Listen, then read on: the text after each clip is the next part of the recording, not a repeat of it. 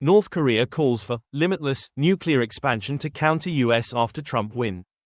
North Korean leader Kim Jong-un renewed his call for a limitless expansion of his military nuclear program to counter US-led threats.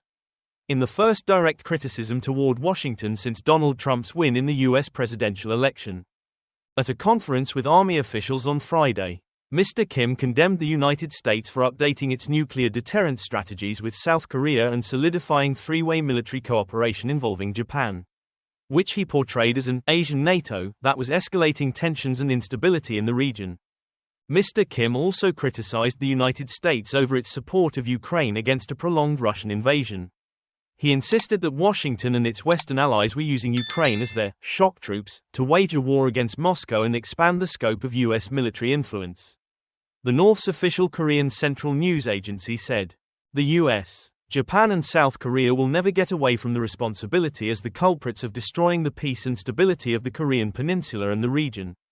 He said, "The most important and critical task for our armed forces is preparations for a war."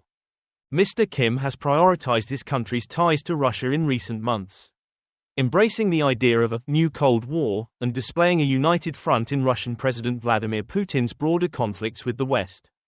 He has used Russia's war on Ukraine as a distraction to accelerate the development of his nuclear-armed military, which now has various nuclear-capable systems targeting South Korea and intercontinental ballistic missiles that can potentially reach the U.S. mainland. Mr. Kim has yet to directly acknowledge that he has been providing military equipment and troops to Russia to support its war against Ukraine, and the KCNA's report didn't mention whether Mr. Kim made any comments toward Mr. Trump, whose election win has yet to be reported in the North state media. Mr. Kim met Mr. Trump 3 times in 2018 and 2019 during Trump's first presidency. But their diplomacy quickly collapsed over disagreements in exchanging the release of US-led sanctions and North Korean steps to wind down its nuclear and missile program. North Korea has since suspended any meaningful talks with Washington and Seoul as Kim ramped up his testing activity and military demonstrations in the face of what he portrayed as gangster-like US threats. There's concern in Seoul that Kim, in exchange for his military support of Russia, would receive Russian technology in return to further develop his arsenal. Mr. Trump's election win has touched off speculation about a resumption of summit-driven diplomacy with Mr. Kim, which was described by critics as a bromance. But some experts say a quick return to 2018 is highly unlikely, as too much has changed about the regional security situation and broader geopolitics since then. While the North Korean nuclear problem was relatively an independent issue during Mr. Trump's first term, it is now connected with broader challenges created by Russia's war on Ukraine and further complicated by weakened sanctions enforcement against Pyongyang.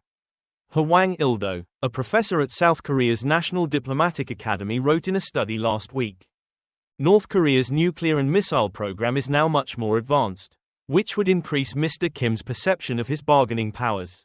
Mr. Kim's efforts to increase North Korea's presence in a united front against Washington could also gain strength if Trump spikes tariffs and rekindles a trade war with China, the North's main ally and economic lifeline, Mr. Hwang said.